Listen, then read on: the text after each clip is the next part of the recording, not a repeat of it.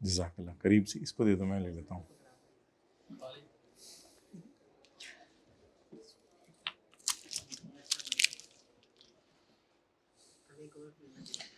Okay,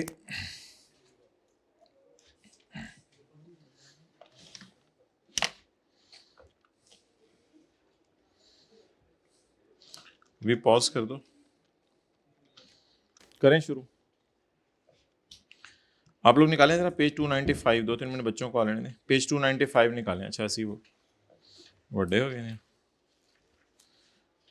page number 295।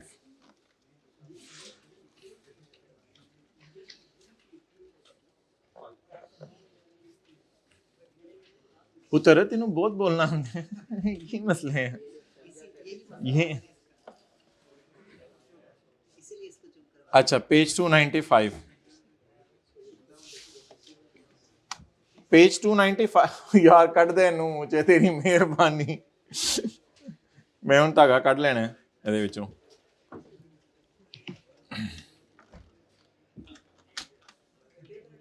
Charging cable mobile की चला रहे हैं।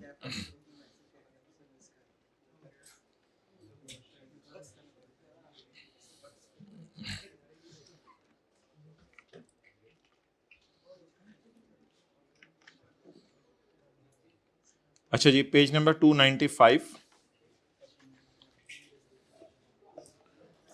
A public sector company as defined in company law। ये चंद नाम है बस पढ़ने की हद तक। पेज 295 नहीं खोलना तो ना खोले, कोई मसला नहीं। Registered and license under administered legislation और रूल्स और regulations made there under. These include certain non-banking finance companies, मुदारबा companies, insurers, securities exchange, commodity exchange, central depository, clearing house, securities brokers having license at trading and self-clearing or trading clearing category and having custody of customer assets and professional clearing। एक दफ़ा अभी पढ़ लीजिएगा इनको, एक दफ़ा कोई 8-10 दिन बाद पढ़ लीजिएगा, तो पेपर से एक दिन पहले पढ़ लीजिएगा। बताता हूँ इनका क्या करना है। Registered notified and licensed under banking company यानी बैंक्स वगैरह, micro finance institutions, banks, foreign banking companies, micro finance bank, development, all companies engage in production and sale of sugar. ये कोई एंड में जाके एक आसान लाइन लिखी हुई थी। मोहतरम, ये सारी कंपनीज पाकिस्तान में ऐसी हैं जिनमें अवामुन नास ने पैसा डाला हुआ है। अवामुन नास का इनमें इंटरेस्ट है। शुगर में ज़रूरी नहीं, शुगर आम लोग भी 2-4 बंदे भी मिलकर शुगर की कंपनी खोल सकते हैं। इनको कहते हैं पब्लिक इंटरेस्ट कंपनीज। पब्लिक का इनमें क्या है? इंटरेस्ट। ओके, इसी कॉन्टिन्यूएशन में इस डायग्राम को हम सामने रखते हुए आपको चंद इंपॉर्टेंट बातें बताने लगे हैं। आई होप सारे आगे जिन्होंने आना था। हम पढ़ने लगे हैं माय डियर थर्ड शेड्यूल। क्या पढ़ने लगे हैं? थर्ड शेड्यूल ये बताता है कि फोर्थ शेड्यूल किस पे लगना है और फिफ्थ। थर्ड शेड्यूल ये बताता है कि फोर्थ शेड्यूल किस पे लगना है और फिफ्थ। फोर्थ फिफ्थ के वो मैं बताता हूं। थर्ड शेड्यूल ये बताता है कि लार्ज कंपनीज कौन सी हैं, मीडियम कौन सी हैं और स्मॉल कौन सी हैं। जब ये डिसाइड हो जाता है तो थर्ड शेड्यूल ये बताता है कि फोर्थ शेड्यूल किस पे लगना है और फिफ्थ। हो सकता है फोर्थ शेड्यूल में रिक्वायरमेंट्स डिस्क्लोजर की ज्यादा हो क्योंकि वो लिस्टेड कंपनीज पे लगना है, और हो सकता है फिफ्थ शेड्यूल अनलिस्टेड या प्राइवेट कंपनीज पे लगना हो, उसमें डिस्क्लोजर की रिक्वायरमेंट्स कम हो। तो हो सकता है ये सारे डिस्क्लोजर्स में से सारे के सारे फोर्थ में आ रहे हों और इनमें से चंद फिफ्थ में आ रहे हों।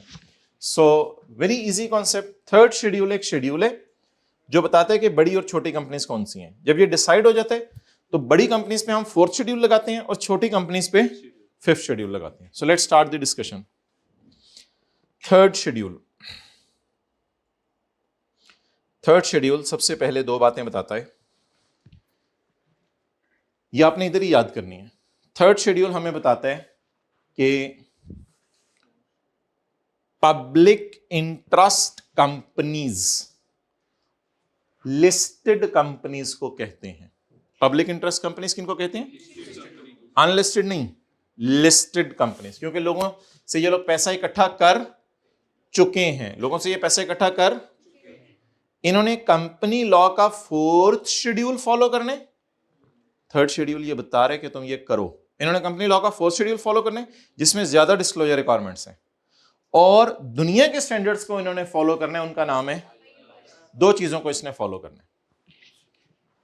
ऐसी पब्लिक इंटरेस्ट कंपनी, कुछ बनाना नहीं है, ऐसी पब्लिक इंटरेस्ट कंपनी जो अनलिस्टेड है, काफी सारी, जिनको पेज 295 पे हमने जिक्र कर दिया, अभी मैंने आपको इनके नाम पढ़ाए थे। How can a unlisted company be a public interest company? Because it is a bank. अगर बैंक लिस्टेड है वो तो इधर कवर हो जाएगा, because it is a bank, it is insurance company, these are sugar mills, ये जो 3-4 अभी हमने नाम पढ़े अजीब अजीब से, ब्रोकर, स्टॉक एक्सचेंज के और ये वो सारे, पब्लिक का इनमें इंटरेस्ट है। तो इसके लिए इन दोनों का हमने नाम क्या रख दिया? Public interest companies. तो बोले पब्लिक इंटरेस्ट कंपनीज 2 तरह की हैं, एक सारी लिस्टेड कंपनीज और काफी सारी अनलिस्टेड। काफी सारी, वो काफी सारी कहां से पता चलेंगी? पेज 295 से। उन पे क्या लगता है? कम डिस्क्लोजर रिक्वायरमेंट्स, लेकिन स्टैंडर्ड पूरे लगाने पड़ेंगे, स्टैंडर्ड पूरे लगाने पड़ेंगे। ये बात खत्म होगी। अब इसमें तो बैंक्स, इंश्योरेंस कंपनीज और ये वाली सारी आएंगी ना, इसके अलावा बहुत सी अनलिस्टेड कंपनीज है पाकिस्तान में, वो तो कई हैं, वो तो शुगर बनाने के अलावा, कीबोर्ड बनाने वाली, ये करने वाली, वो करने वाली बैंक्स, और उनके अलावा बहुत सी हैं। अब हम पकड़ने लगे हैं जी, पब्लिक लिस्टेड फारिग हो गई और unlisted banks, insurance company, sugar फारिग हो गई। पीछे बच गई पब्लिक अनलिस्टेड, वो वाली जो ये जो नाम अभी पढ़ाए हैं सुबह सुबह आते आते ही, जिस वक्त आप लोग लेट आ रहे थे, ये जो नाम पढ़ाए हैं, इनके अलावा सारी कौन सी companies? Public unlisted. They may be large companies, they may be, they can not be a small company, they can not be a small size company. Done. चले आगे। अगला स्टेप आया किनका? Private companies. Private companies can be large, can be medium sized and can be small sized companies. Foreign companies having sale of 1 billion or above, इनके employees और capital नहीं देखना, having sales of 1 billion और 1 billion का मतलब 1000 million, यानी इनके लिए 800 मिलियन था, इनके लिए 1000 मिलियन है बेसिकली। 1 बिलियन सेल और above, large size, and below 1 million medium. There is no concept of small size. Non profit organisations having sale नहीं, अभी मैं आपको दिखाऊंगा डोनेशंस वगैरह ये लेती हैं, ये तो हमने वैसे समझने के लिए एक डायग्राम बनाई है। डोनेशंस वगैरह greater than and donations less than 200 million, so there will be a video, so that the concept is over. Public listed companies अलग हो गई, वो नीचे उनका नाम है पब्लिक इंटरेस्ट कंपनीज, पब्लिक, और पब्लिक अनलिस्टेड कंपनीज भी काफी सारी, नाम जो दिए हैं शुगर वगैरह, बैंक, वो भी पब्लिक इंटरेस्ट कंपनीज हैं, हालांकि वो अनलिस्टेड है, लेकिन पब्लिक का उनमें फिर भी किसी ना किसी दर्जे तक इंटरेस्ट है। वो नीचे वाली थी जो फारिग हो गई। इसके बाद ऊपर आई थी public unlisted, public, they may be large और medium, they can not be small. Private companies large, medium, small. Foreign companies 1 billion से ऊपर लार्ज, 1 बिलियन से नीचे, अभी भी याद कर रहे हैं, ये घर जाके नहीं याद करना, 1 बिलियन से नीचे मीडियम, मीडियम, स्मॉल का कोई तस्वर नहीं। और आखिरी वाली नॉन प्रॉफिट ऑर्गेनाइजेशन, 200 से ऊपर की डोनेशन, 200 मिलियन से ऊपर की डोनेशन और 200 मिलियन से नीचे की। Okay, now listen it very attentively. We are very blessed कि ये जो सर्कल है रंगीन वाले, LSC, LSC, LSC, MSC, MSC, MSC, colourful circles 6 हो गए। इन सब पे लगने 5th शेड्यूल और IFRS। LSCs कलर्ड वाली, ये कलर्ड है, ये कलर्ड नहीं है, ये ब्लू पेन है सिर्फ।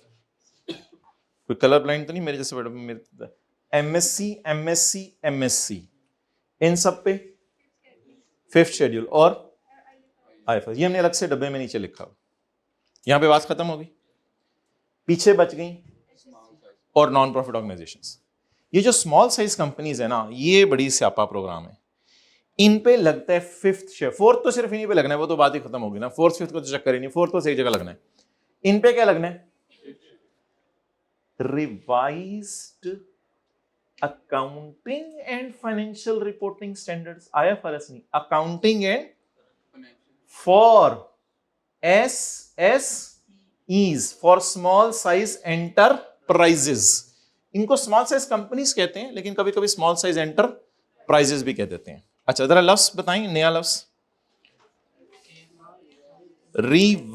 आईएफआरएस नहीं, रिवाइज्ड एएफआरएस फॉर एसएसईज। चलें जी, अल्हम्दुलिल्लाह हमारा कॉन्सेप्ट ओवर हुआ। आखिरी बात, नॉन प्रॉफिट इदारे।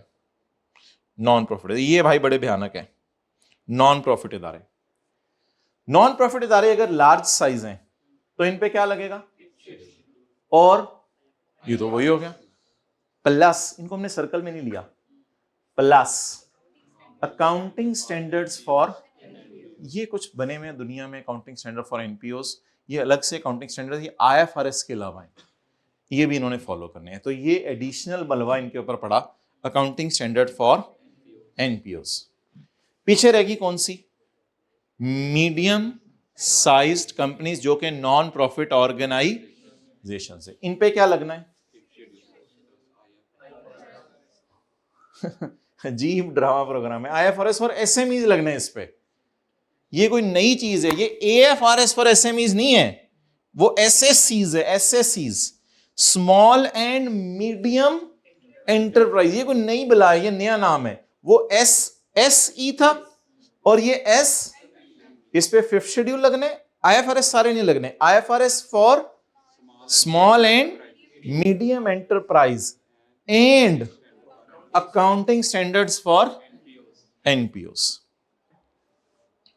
अच्छा जी,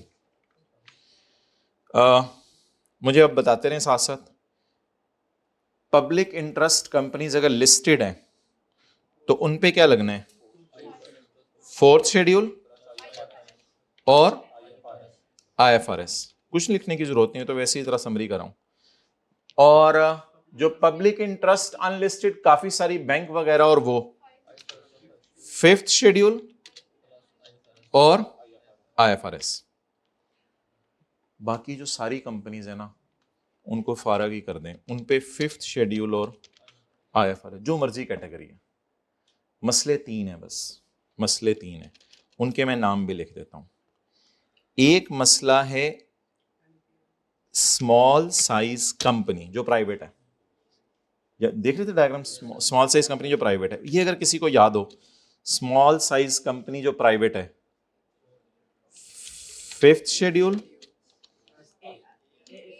AF for SSE, for small size enterprise. अब रह गई मसला सिर्फ एनपीओ का। एनपीओ जो बड़ी वाली है, LSC, कहां से इधर थोड़ा देख लो। एनपीओ बड़ी वाली, किसी को लफ्ज याद हुआ हो? 5th शेड्यूल, मैं भी देख ला याद मैं। 5th schedule, IF plus IFRS plus accounting standards for 5th schedule plus accounting standards for NPO. और एनपीओ कौन सी वाली? Medium size. 5th schedule plus, अजीब सा लफ्ज था, 5th schedule plus IFRS for SME and accounting standard for, ये जी भी बुलाए, AFRS नहीं, IFRS for SME and accounting standards for NPOs. Okay. Now let us fight with this diagram again. जी बस दो मिनट मुझे दे दो, फिर मैं आपके सवाल लेता हूं. Start from here. जी, listed companies, fourth schedule and unlisted bank insurance companies, मुदारबा एंड वो सारी शुगर वाली, fifth schedule and if it is a public interest company. इनके नाम लिखे हुए हैं पेज 295. ये अभी छोड़ें, पहले categories. Large and medium, large medium and small private में, लार्ज एंड मीडियम. इधर 200 मिलियन सेल है, सेल मींस डोनेशन वगैरह, लार्ज और मीडियम. ओके, अब जरा गिने. 1 2 3 4 5 6 7 8 9. इन 9 में से प्रॉब्लम चाइल्ड कितने हैं? 3. इन 2 में से प्रॉब्लम चाइल्ड कितने हैं? 3. ये एक कैटेगरी प्रॉब्लम चाइल्ड है और ये एक कैटेगरी प्रॉब्लम चाइल्ड है. बाकी 6 के 6 को रंगीन सर्कल में हमने लिया और रंगीन सर्कल में लेकर इनको रंगीन से ही लिखा है फिफ्थ और IFRS. यहां से शुरू करें. SSC small size company. SSC पे दोबारा पता नहीं हमने क्यों लिख दिया, इस रिदम में शायद लिखे दोबारा, fifth schedule plus revised AFRS. अच्छा जी, और LSCs पर क्या लगना है? LSCs जो नॉन प्रॉफिट इदारे हैं, fifth schedule plus accounting standards for fifth schedule plus IFRS for SME and accounting standards for NPO. जी माय डियर, अब सवाल पूछें, ये रट्टा ही मारना है. AFRS accounting and financial reporting standard, IFRS international. AFRS में पाकिस्तान ने कुछ ऐसे किड़े मारी हुई है, यानी इंटरनेशनल से हटके हैं ये थोड़े से. हाँ, अलग ही AFRS ये इनके लिए बने हुए हैं, सिर्फ स्मॉल कंपनीज के लिए. अच्छा, इसमें जो हम आपको नोट्स आज दे रहे हैं उसमें हमने लिखा हुआ है diagram as attached on next page. ये नोट्स में आपको मिल जाएगी, page 295 and page 296 of book. Only read point 1 to 6 at the end of page 296. वो मैं खोल रहा हूं. And name of PIC companies on page 295. वो अभी मैंने आपको नेम्स पढ़ा दिए हैं. अब इसमें सिर्फ खोलें 1 to 6 एट द पेज 296. ये अब 2 सफ़े आपके लिए फारग हो गए हैं. अब आपको ये सफ़े याद करने की जरूरत नहीं, 295 और 296. एक तो इसमें ये पढ़ना है 2-3 दफा, और ये जरा नोट पढ़ें माय डियर, ताकि ये कॉन्सेप्ट बस ओवर हो जाए. फिर इसके MCQs करना शुरू करते हैं.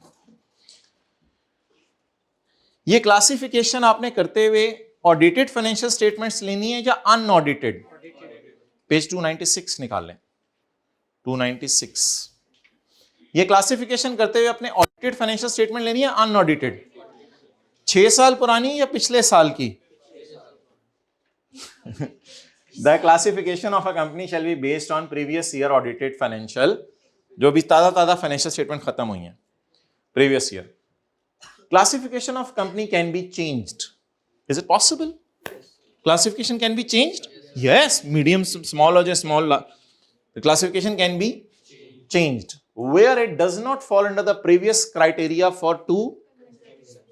मतलब किसी 1 साल ऊपर नीचे काम हो जाए, चला दिया करो, पुराना नाम ही रखो. लेकिन मुसलसल 2 साल कुछ ऐसा हो जाए तो बस फिर इसके क्राइटेरिया बदल दो. कितने साल मुसलसल ये एबनॉर्मली बिहेव करे तो इसको कैटेगरी बदल दो. किसी 1 साल स्मॉल मीडियम बन जाए तो उसका नाम वही नहीं ना, नाम बोलें. अगर किसी 1 साल स्मॉल थी, अगले साल मीडियम बन गई तो उसका नाम स्मॉल ही रखो. लेकिन अगर मुसलसल 2 साल अब मीडियम रही फिर उसका नाम बदल दो. 2 पॉइंट्स हो गए. तीसरा point, number of employees means the closing employees नहीं. नंबर ऑफ एम्प्लॉइज साल के एंड पे नहीं, average number of persons employed by a company in that financial year calculated by month and balances. Month and का मतलब ये होता है कि हर महीने के एंड, भाई अक्सान इसको मैं बताने लगा हूं. मंथ एंड का मतलब ये होता है कि हर महीने के एंड पे एम्प्लॉइज लें और उनकी एवरेज निकालें. एवरेज कैसे निकलेगी? हर महीने के एम्प्लॉइज को जमा करें, डिवाइडेड बाय 12 कर दें, एक एवरेज निकल आएगी. तो महीने के एंड पे 15 है, अगले महीने के एंड पे 10 है, अगले महीने, सबको जमा करें डिवाइडेड बाय 12, तो एक एवरेज नंबर ऑफ एम्प्लॉइज निकल आएंगे. वीकली की बेस पे निकालना है या मंथली की बेस पे average? Subsidiary companies of listed company, ओ हो, हमारी मेन डायग्राम की तरफ आए, नजर मारें। सब्सिडरी कंपनीज ऑफ लिस्टेड की सब्सिडरी क्या करें? ये कोई भयानक बात आने लगी, ये मैंने नहीं पढ़ाई आपको। ये सारी बातें नहीं पढ़ाई मैंने आपको, जो 6 पढ़ा रहा हूं। Subsidiary companies of shell follow the requirements of, अच्छा जालिमो, लिस्टेड की जो भी सब्सिडरी हुई, उस जालिम ने क्या फॉलो करना है? मर्जी है भाई तेरी, आगे चल, इनको रट्टे नहीं मारने, बस 2-4 दफा पढ़ लेना घर में।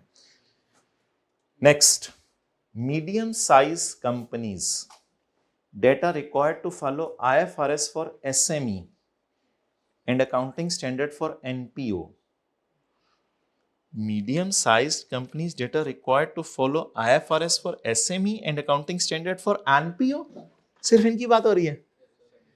मीडियम साइज कंपनी, पढ़े data required to follow IFRS for, इनकी बात हो रही है सिर्फ, and accounting standards for NPOs। क्या लिखा हुआ है आगे, क्या लिखा हुआ है?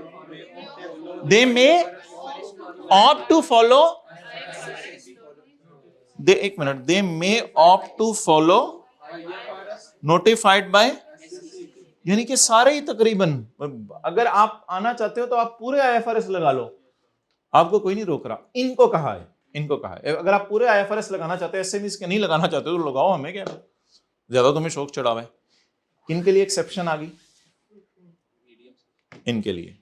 और आखिरी पढ़े, अक्सान अटेंटिवली भाई को करेंगे। The small size company data otherwise required, वो जरा देख लेते हैं डेटर अदरवाइज रिक्वायर्ड क्या। Data otherwise required to follow the revised AFRS for SSEs may opt to follow IFRS noted by और IFRS, यानी कि नोटिफाइड बाय SCCP ने तो फिर सारे IFRS बताए हुए हैं, और IFRS फॉर, इनके लिए 2 ऑप्शंस हैं, या ये वाले IFRS फॉलो कर लें पूरे वाले, या IFRS फॉर SMEs। अब आखिरी 2 बुलेट समझें, ये लोग IFRS नोटिफाइड बाय SCCP कर लें फॉलो, और ये लोग या ये नोटिफाइड बाय SCCP का लफ्ज भी डाल देगा, या ये या IFRS फॉर। चलें 6 बातें याद कराएं। नंबर 1, हाँ, क्लासिफिकेशन पिछले ईयर के ऑडिटेड फाइनेंशियल। दूसरा, क्लासिफिकेशन चेंज कर सकते हैं आप। 210 मिलियन की डोनेशन आई है, आप लार्ज हैं। अगले साल 190 की डोनेशन है, आप अभी भी लार्ज हैं। खैर है। और उससे अगले साल भी 180 की डोनेशन आ गई, फिर बस आप 2 साल गुजर गए, फिर अब आप अपने आप को क्या कहने लग जाए? Medium size, small, medium size. गलती होती है इंसान मुंह से निकल। डन। तीसरा पॉइंट, नंबर ऑफ एम्प्लॉइज ना हर महीने के एंड पे लेने हैं, उनको टोटल करना, डिवाइड बाय 12 कर देना है। चौथी बात, subsidiary of a listed company must follow the 4 schedule. बड़े अच्छे MCQs और ट्रू फॉल्स के सवाल बना करेंगे इसमें से। अच्छा, 5वां और 6वां बताएं। Medium size company which are required to follow this may opt for IFRS told by SCCP। SSC which are required to follow this may follow IFRS notified by और डन। तो इन दोनों के अंदर, इसके अंदर और इसके अंदर, एक्सेप्शन भी, रिलैक्सेशन भी, ऑप्शन भी अवेलेबल है, यानी इनको हमने थोड़ी खुली छूट दी है। चलें जी, स्टार्ट डूइंग MCQs। बस आज हमारे इतना ही पढ़ना था। वो पढ़ना तो बहुत कुछ था, लेकिन अब क्या करें, सुबह होती है, शाम होती है, यूं ही जिंदगी तमाम होती है।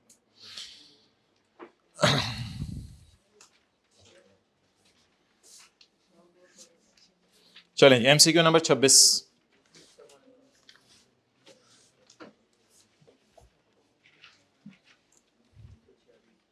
नहीं, आप लोग अपना करें ना। MCQ नंबर 26 बताएं माय डियर। डायग्राम आपके सामने है।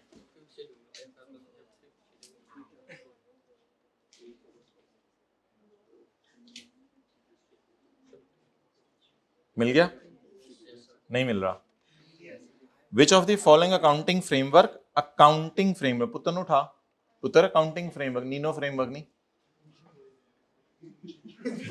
वे नंदीपुर गया हुआ था। अब रहने दे, अब घर जाके नहीं, वो कॉन्सेप्ट नहीं समझाना तो एमसीक्यू वहां से समझ आने हैं। Which of the following accounting framework and schedule of company law applies to non listed public sector company law? जी नवा नाम, पब्लिक सेक्टर कंपनी यानी पब्लिक, इन पे क्या लगना है? फिफ्थ शेड्यूल एंड लो जी तड़ा। तो बीटा किसने बोला था? बेटा बीटा बोला था किसी ने। चलें आगे चलें। एमसीक्यू 22 बड़े टकास किस्म के एमसीक्यूज आ रहे हैं इसमें से। ऐसे ही तंग करना प्रोग्राम है आईकेप का। फॉर लार्ज साइज कंपनीज ननम, ये इन्होंने क्या फॉलो करना है? फिफ्थ शेड्यूल और आईएफआरएस। सच छोड़ देना, कर लेंगे और चुप कर लेंगे। Which of the following is not a characteristics of small company?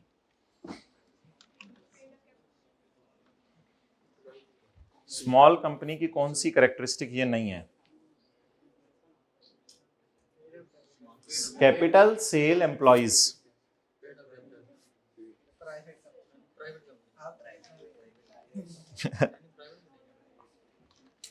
Which of the following is not a characteristic of small company under the company? Can small company be a private company? Can small company be a private company? ये diagram को गले लगाइएगा जाके, तावीज बना के नहीं। Paid capital up to, yes yes, up to 10, ऊपर गुजर गया फिर तो मसला होगा। Up to 10। टोटल एसेट्स, पुत्र एसेट्स का कोई रूल ही नहीं है। रूल किस किस का है? कैपिटल का, सेल्स का और एम्प्लॉइज का। तो कैपिटल का तो कोई रूल ही नहीं है। एसेट्स का मदद। तो which is not a characteristic of small size. चार्ली मार्ली। अच्छा जी, which schedule of company law list the classification criteria for companies? Classification criteria कौन से शेड्यूल में लिखा हुआ है? थर्ड शेड्यूल में क्राइटेरिया बताया हुआ है कि फोर्थ किस पे लगना है और फिफ्थ किस पे लगना है। अच्छा जी, Earth is a non listed company but according to third schedule it is public interest. ढूंढे जी, Earth is a non listed company but it is a public interest company. Which schedule of the company law is applicable?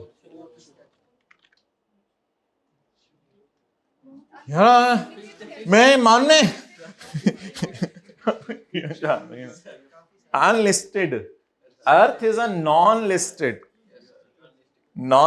Diagram को गले लगाना कर जाके। Earth is a non listed, बड़ी बड़ी आसान है। Earth is a non listed but is a public. इससे और क्या चीख चीख के पुकारे? Non listed but is a public interest. Which schedule is applicable? Centre में था। अच्छा अच्छा जी,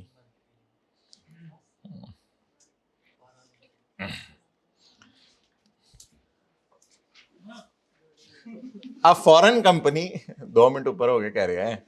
A foreign company has paid up capital of 250 million, sale of 900 million and employees of 725.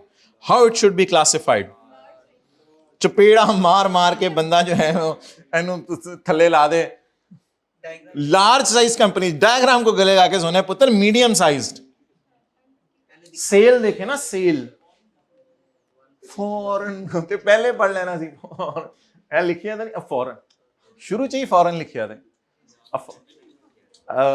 बेटे ये किसी को समझ आया? अच्छा मुझे तो ये लग रहा था कि समझ ही नहीं आया शायद किसी को। 900 मिलियन है ना, 900 मिलियन, तो ये हजार मिलियन से कम है। नहीं वैसे भी फॉरेन कंपनी है, क्या मतलब? तो क्या बनेगी भाई? और पाई पता चल रहे हैं, it is a medium size.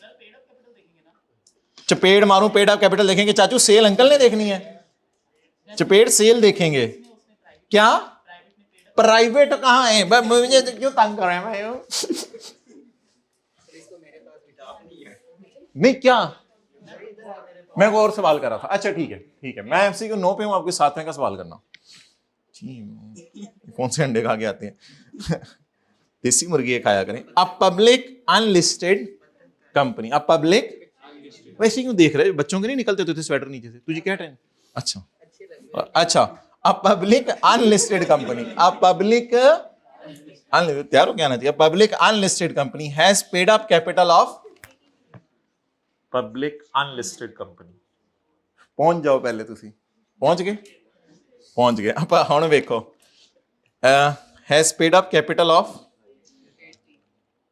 Cell of 1200 employees 280 1200 225 80 1200 225 80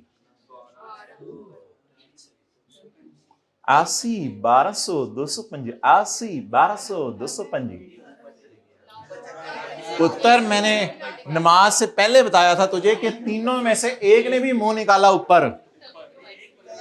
असल में ना देखें, एक बंदा कहता है कि मेरे 2000 एम्प्लॉइज हैं, तो बेटा बस तू, ये तीनों ऊपर जाना जरूरी नहीं है, तीनों में से एक बंदा कहता है मेरे पास 200 की 6000 मिलियन कैपिटल है, तेरा लेवल है भाई। कोई बंदा कहता है अगर मेरी 800 की बजाय 1600 सेल है, बस ये चाहे नीचे हो, सेल के एतबार से तो लार्ज कब होगा, जब इन तीनों में से एक भी ऊपर निकल गया। डन। अब कौन सी ऑप्शन बी, पढ़ाऊं या एतमाद कर लूं अब आप पे? देखते हैं पेपर में क्या करते हैं। आखिरी मेरी तरफ से, आप प्राइवेट कंपनी, पहले पहुंच जाओ, private company has paid up capital of 80 900 525 80